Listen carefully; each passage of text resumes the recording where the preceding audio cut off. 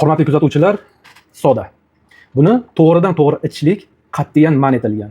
Umri mobaynida juda ham zarur bo'lgan holatda bir marta foydalanishlik yozilgan ekan juda ham ko'p kitoblarda.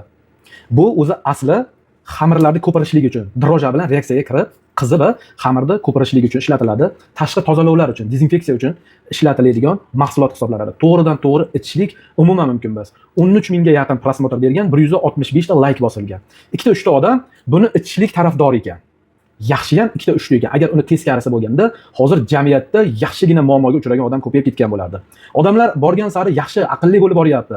Reklamada ko'rgan narsasini artistlar reklama qilgan, blogerlar reklama qilgan narsani to'g'ridan to'g'ri olib ichishlikdan to'xtayapti odamlar. O'qiyapti, izlanyapti. Haqiqatan buni olib ichishlik qanchalik to'g'ri? Foyda beradimi, zarar beradimi? To'g'ridan to'g'ri ichishlikka chiqarilgan mahsulotmi o'zi bu?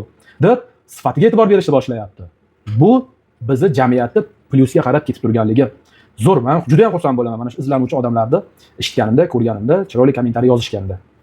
Xo'p, buni qaranglar, ichganda shunaqangi jarayon ketadi-da. Ijroga bo'lyapti. Bitta ichganda mana suv bilan aralashtirib, ijroga sirasi to'xtaydi. Chunki oshqozondagi kislota keskin tushib ketadi. Tushgandan keyin organizm aqlli. Oshqozondagi kislota pastlab ketdi. Bu yaxshi bas deydi, ko'proq 2 barobar kislota chiqarishni boshlaydi. Bu jarayon davom etavergandan keyin gormonal buzilish ketadimi? Sistema buzildimi mexanizm? Bo'ldi. Oddiy suv ichsa ham zardasi to'xtamaydigan bo'lib qoladi.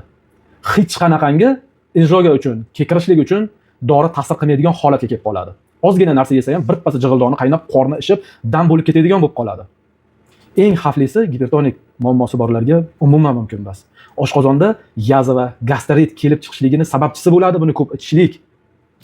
Kerakli bo'lgan mikroflorani o'ldirib tashlaydi bu organizmda. Hazm tizimi buziladi. Hazm tizimi buzilgandan keyin immunitet tushib ketadi. Ko'ryapsizlarmi? Hammasi bir-biriga bog'liq narsada. Shuning uchun nimani iste'mol qilib turganingizni yaxshilab o'rganing. Aynan shu siz iste'mol qilgan mahsulotni ichgan va unda yaxshi natija ko'rganlar bilan ko'proq suhbatlashing. Eng zo'ri o'sha o'zi ichib yaxshi natija ko'rgan yoki natija ko'rmaganligini sizga aytadi yaqinlari yoki samimiy odam aytadi. Buni iching, buni ichmang, buni to'xtating, buni bunaqangi dozada iching deb hammasini chiroyli ma'lumotini beradi. Sog' bo'linglar, salomat bo'linglar, kasal bo'lmanglar.